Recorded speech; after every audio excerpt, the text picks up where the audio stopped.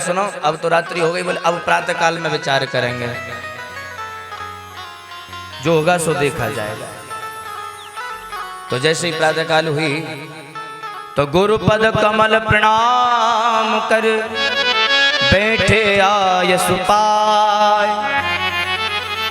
जैसे प्रातः काल हुई तो भरत जी राम जी को प्रणाम करने के लिए गए, और जैसे ही प्रणाम करने के लिए गए पीछे से गुरु जी का संदेशा आ गया, बोले आपको गुरु जी बुला रहे हैं। गुरु जी के पास में गए, भरत जी जाकर के प्रणाम किया। गुरुपद कमल प्रणाम कर बैठे आय सुपाय।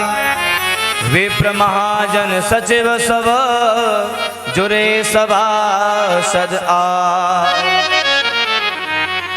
तुलसीदास जी महाराज कह रहे हैं, बोले गुरु जी ने भरत को बुलवाया है और भरत को बुलवा करके एक सभा लगाई है। और हमारे सभा कैसी लगाई है? बोले सभा इसलिए लगाई है, जो एक सभा अयोध्या में लगाई थी, बोले भरत राजा बन जाए, और इसलिए विचार कर रहे, बोले एक बार कोशिश और करके देखते हैं, बोले अगर भरत मान जाए तो। सभा लगाई है, सभा में सब लोग आए लेकिन केवल 3 नहीं आए। कौन कौन नहीं आए? बोले राम, लक्ष्मण और माता जानकी, ये तीनों सभा में नहीं आए, बाकी सब सभा में बैठे। और जब सभा में बैठे हैं तो सभी जो अयोध्या वासी थे मन ही मन विचार कर रहे थे, बोले कोई ना कोई ऐसा उपाय सोचेंगे गुरुजी कि जो कि राम हमारे साथ में अयोध्या को चल पड़े। लेकिन जैसे ही गुरुजी बैठे हैं तो आज गुरुजी ने भगवान श्री राम जी की अलौकिक प्रशंसा करना प्रारंभ कर दिया है। और क्या कह रहे हैं? नीति प्रीते परमारथ स्वारथो, नीति प्रीते परमारथ स्वारथ, नीति प्रीते परमारथ स्वारथो, नीति प्रीते परमारथ स्वारथ। को न राम सम जान जथा रखो, कोई न राम सम जान जथा। गुरुजी क्या कह रहे हैं? बोले सुनो भरत, नीति प्रीति परमार्थ और स्वार्थ, और कौन राम सम जान जथारथ। भगवान की महिमा को कोई किसी भी प्रकार उसकी महिमा का पार नहीं प्राप्त कर सकता है।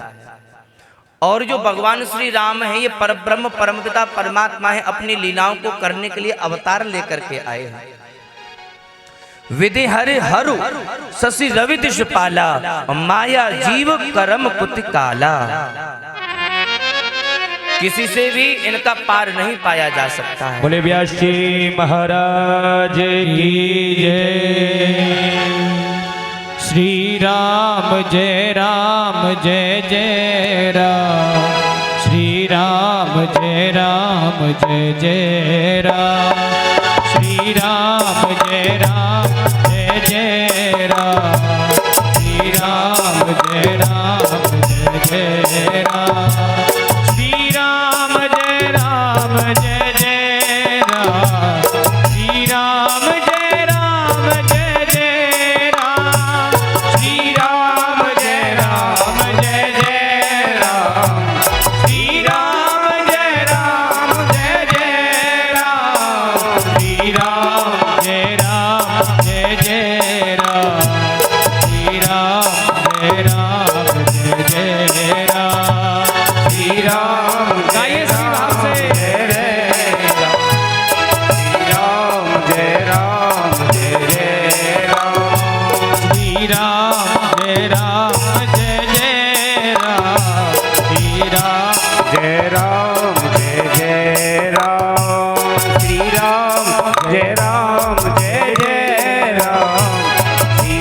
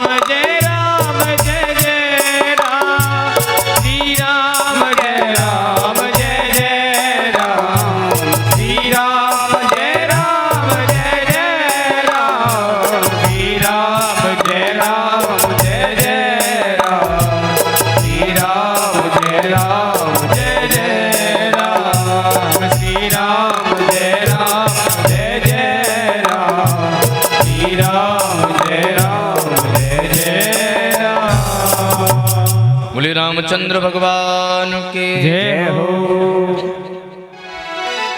सभा लगी है और सभा में वशिष्ठ गुरु जी भरत जी को बार बार समझा रहे हैं। राम जी परम ब्रह्म है, परम पिता परमात्मा है, उनका पार नहीं पाया जा सकता है। कोई विधि, किसी भी प्रकार की विधि से उनका पार नहीं पा सकता है। श्री राम ही एकमात्र महेश्वर हैं, जगत का कल्याण करने वाले हैं। तो भरत जी कहने लगे, बोले गुरुजी आप चाहते क्या हैं, कहना क्या चाहते हैं, कृपा करके बताओ। कि राखे राम रजाई रुख हम सब कर हित हो, समुझ सयाने करहूं अब सब मिले सम्मत सो। वशिष्ठ जी कहने लगे, हे भरत आप भी ज्ञानवान हैं, आप हमारी बात को समझें। राम परब्रह्म परमपिता परमात्मा है, एक महान महेश्वर है और राम जी की आज्ञा में ही, राम जी की इच्छा में ही हम सबका सुख है। तो राम जी की आज्ञा को सिरोधार्य करके जो राम जी चाहते हमें वही करना चाहिए, वही मिल करके करना चाहिए। अब जो भरत जी समक्ष बैठे हैं और भरत जी की उसी सभा में जितने भी अयोध्यावासी बैठे हुए हैं सब विचार करने लगे। बोले देखो ये गुरु जी क्या कह रहे हैं, क्या कह रहे हैं गुरु जी? बोले गुरु जी कह रहे, बोले ये परम ब्रह्म है, परम पिता है, महेश्वर है और राम जी की इच्छा में ही हम सबका हित है। तो एक बात बताओ, ये ज्ञान तो मैं ये वहां भी दे रहे थे, अयोध्या में भी यही ज्ञान दिया था, फिर ये यहाँ क्यों आए? ये ज्ञान देने के लिए यहाँ आए हैं? अरे वहां से आए हैं और राम जी को वापस लाने के लिए, वापस ले जाने के लिए, लेकिन गुरु जी है कि हमें बड़ा बड़ा ज्ञान दे रहे हैं।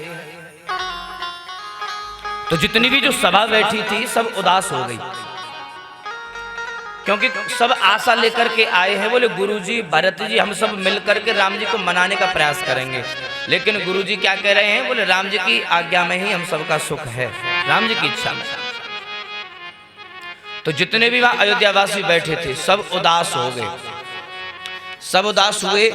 तो वशिष्ठ जी सारी सभा को देखने लगे और विचार करने लगे। बोले देखो तो सही, मैंने एक बात कही है कि राखे राम रजाई रुख हम सब कर हित होई, राम जी की इच्छा में हम सब का हित है, लेकिन देखो ये सब उदास हो गए।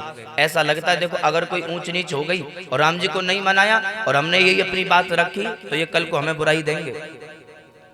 अगर राम जी नहीं लौटे वो इनकी इच्छा है, लेकिन अगर हमने ये कहा कि बोले राम की इच्छा में ही हमारी इच्छा है, हमें सुख की अनुभूति हमारा हित है, तो कल को यही लोग कहेंगे बोले देख लो राम तो लौटाते लेकिन ये बुढ़ाऊ मर गया है, ये बुढ़ाऊ ने मना कर दिया बोले उन्हें मनाने के लिए। तो बोले क्या करें? बोले महाराज इसको कौन सहेगा, जो कलंक मिलेगा, जो बुराई मिलेगी, अपकीर्ति जो मिलेगी। तो जैसे ही सारी सभासदों को देखा है, अयोध्या वासियों को देखा है, तो तुरंत ही बदल गए गुरु जी। अब तक तो कह रहे थे बोले राखे राम रजाई रुख हम सब कर हित होई, राम की इच्छा में ही हम सब का हित है, लेकिन जैसे ही सभा में बैठे हुए भक्तों को देखा है, अयोध्या वासियों को देखा है, उस क्षण अपना फैसला बदल दिया। सब कहूँ सुखद राम अभिषेक, सब कहूँ सुखद राम अभिषेक, मंगल बोध मूल मग एक। श्री राम जय राम जय जय राम, श्री राम जय राम जय जय राम।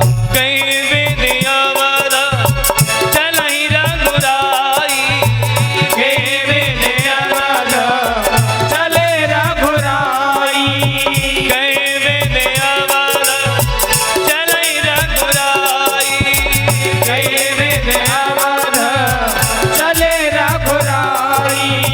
कहूँ समझ सोई करिय पाई, कहूँ समझ सोई करिय पाई। अब तो जैसे ही अयोध्या वासियों के मुख को उदास देखा तो बात बदल दी और वशिष्ठ जी कहने लगे, बोले सुनो, सब कहूँ सुखद राम अभिषेक। अगर राम जी का ही राज तिलक हो जाए, अभिषेक हो जाए, राम जी राजा बन जाए तो मंगल ही मंगल है, मंगल ही मंगल है। तो जैसे ही अयोध्या वासियों ने गुरुजी की इस बात को सुना है तो बड़े प्रसन्न हुए, बोले ये तो बहुत गजब की बात कह दी गुरुजी ने, और हम भी सब यही चाहते हैं, बोले राम जी का अभिषेक हो जाए, राज तिलक हो जाए। लेकिन जैसे गुरुजी ने आगे की बात कही है, क्या कह रहे हैं, कई विधि अवध चलई रघुराई, लेकिन वो कौन सी विधि है, कौन सा वो उपाय है जिससे राम जी अवध वापस चले। कहू समुझ सोई करिए उपाय, लेकिन ये भी उपाय आप सबको ही करना है। ये सारा उपाय कोई आप ही खोज करके दो। बोले किस साधन से राम जी अयोध्या चले गए। अब तो बड़ी विडंबना, अयोध्या वासियों के ऊपर जोर आ गया। अयोध्या वासी विचार करने लगे, बोले अब हमारे पास में ऐसा कौन सा साधन होगा, और देखो हमसे कोई उपाय मांग भी तो कौन रहा है। बोले जो ब्रह्म के समान ज्ञान रखने वाले वशिष्ठ जी हमसे वो उपाय मांग रहे हैं। अब जैसे वशिष्ठ जी ने अयोध्या वासियों से कहा, बोले अब कोई आप ही ऐसा कोई उपाय बताओ जो राम जी अवध को चले। तो इन सबकी विचार शक्ति हीन हो गई, विचार करने की शक्ति खत्म हो गई। बोले महाराज हमारे पास में ऐसा कोई विचार नहीं है। तो बोले क्या करें, सभी अयोध्यावासी भरत जी से कहने लगे, बोले भरत अब तुम बताओ ऐसा कौन सा उपाय किया जाए जो राम जी अवध को चले। अब जैसे भरत जी के ऊपर बात आई है तो आज भरत जी कहने लगे, बोले सुनो गुरु जी, बानुवंशो भय भूप घनेरे, भय भूप घनेरे, अधिक एक ते एक बड़ेरे, श्री राम जय राम जय जय राम, श्री राम जय राम जय जय राम।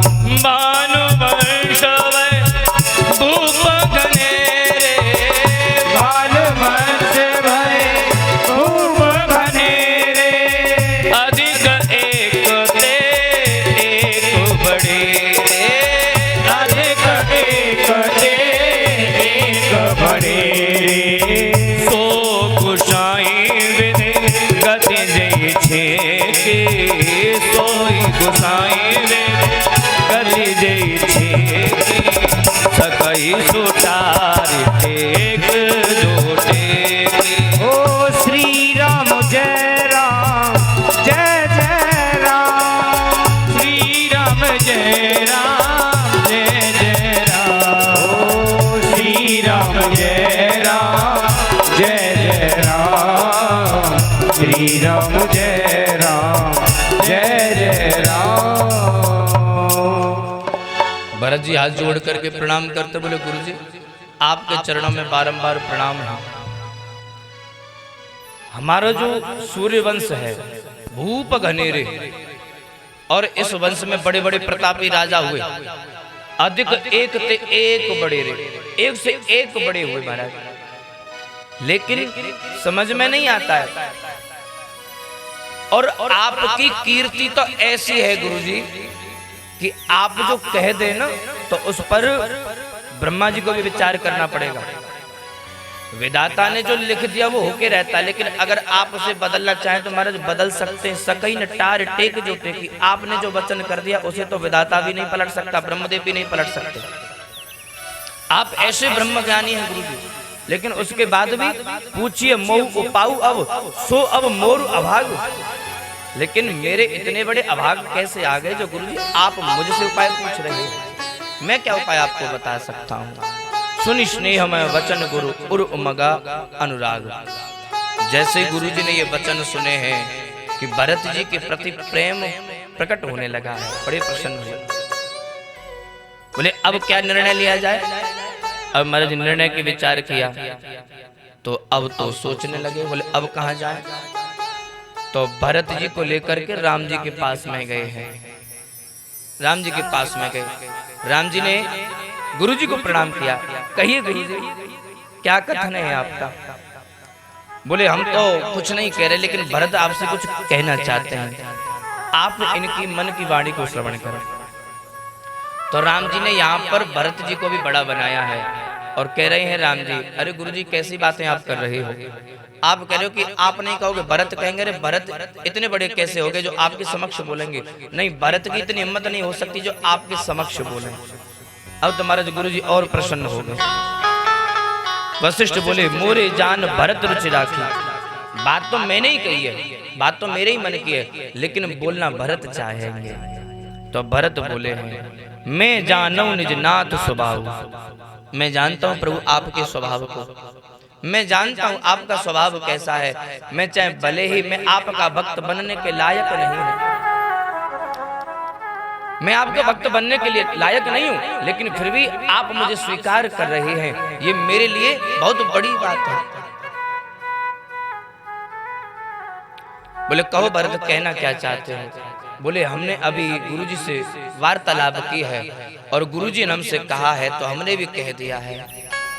गुरुजी कह रहे थे, बोले अगर तुम दोनों भाई भरत और शत्रुघ्न वन को चले जाओ तो राम लक्ष्मण और जानकी ये अवध को वापस हो जाएगा। तो मैंने भी कह दिया, 14 वर्ष की बात तो छोड़ दो, पूरे जीवन पर्यंत मैं वन भोगने के लिए तैयार हूं अगर राम वापस अवध चले जाए। आप कहिए प्रभु, आपकी क्या आज्ञा है? अब तो राम जी विचार करने लगे। बोले, मैंने तो भरत से कह दिया, बोले जो भरत तुम कहोगे सो मैं उस पर विचार करूंगा, वही मैं करूंगा, लेकिन अब क्या निर्णय लूं? बोले, अब क्या होगा? अब तो कुछ समझ में नहीं आता है। राम जी के समक्ष बहुत बड़ी विडंबना खड़ी हो गई। बोले, अब हमें क्या करना चाहिए? गुरुजी की आज्ञा है, वशिष्ठ गुरुजी की आज्ञा है, भरत जी का कथन है, अब इसे स्वीकार करना पड़ेगा। निर्णय कैसे लें? समझ में नहीं आता क्या निर्णय लें। उसी समक्ष क्या हुआ कि महाराज कुछ दूत आए हैं और उन्होंने आकर के संदेश दिया है, सूचना दी है। बोले, सुनिए प्रभु, मिथिला नरेश जी जनक जी पधार रहे हैं। जैसे ही सुना कि जनक जी पधार रहे हैं, अब तुम्हारा सब लोग जनक जी के स्वागत में चले गए। तो राम जी कहते हैं, बोले अब इस सभा को यही बंद कर दो, इसमें जो भी निर्णय लेना होगा ये इसका निर्णय बाद में करेंगे। जनक जी आए हैं, जनक जी आए, सभी ने मिलकर के जनक जी को प्रणाम किया है। जनक जी राम जी से मिले हैं, वशिष्ठ जी से मिले हैं। आप सब लोग परमानंद की प्राप्ति कर रहे हैं, राम जी का दर्शन कर रहे हैं। जनक जी को जैसे ये पता चला है कि राजा दशरथ जी का स्वर्गवास हो गया है तो बड़े व्याकुल हुए हैं, शोक हुआ है। और अब तो महाराज आज जब जनकपुर वासी आए हैं तो माता सुनैना भी आई हैं। जनक जी अपने परकर के साथ में आए हैं तो माता सुनैना ने विचार किया, बोले जाऊं जाकर के कौशल्या के कई सुमित्रा से मिलकर के आऊं। तो प्रणाम करने के लिए चली आई, प्रणाम करने आई है तो कुशल हाल पूछा है। माता जानकी भी वहीं पर बैठी हुई हैं। तो माता सुनैना कहने लगी, हे कौशल्या, अगर आपकी आज्ञा हो तो मैं अपनी पुत्री को अपने भवन में ले जाऊं? बोले, बिल्कुल ले जाओ, बिल्कुल ले जाइए। माता सुनैना बड़ी प्रसन्न हुई हैं और माता जानकी को लेकर के अपने भवन में गई हैं। जितने भी जनकपुर वासी थे माता सीता को देख करके आश्चर्य कर रहे हैं।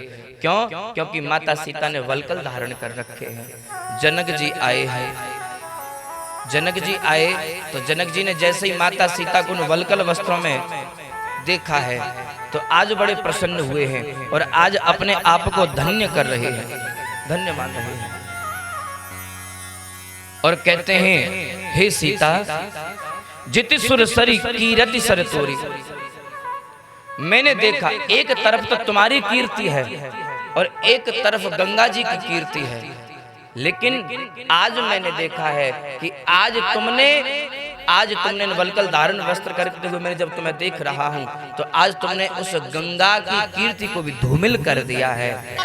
आज तुमने एक कुल नहीं 2-2 कुलों को तार दिया है। सीता को खूब खूब आशीर्वाद दिए हैं और आज माता सीता हाथ जोड़ करके कहती है, माँ अब मैं अपनी सास के पास में जाऊं? माता सुनैना के नेत्रों में आंसू और कहने लगी, माँ अरे सीता, मैं सोच रही हूँ, विचार कर रही हूँ, जो मेरी पुत्री मैंने जिसको इतना बड़ा किया है आज उसकी जब शादी हो गई, ससुराल में चली गई, तो एक रात्रि भी मेरे पास में तो रुक नहीं सकती है क्या? माता सीता ने हाथ जोड़ लिए, माँ विदाई के समय आपने जो मुझसे वचन कहे थे मैं उन्हीं वचनों को अपने सिर पर धारण करती हूँ।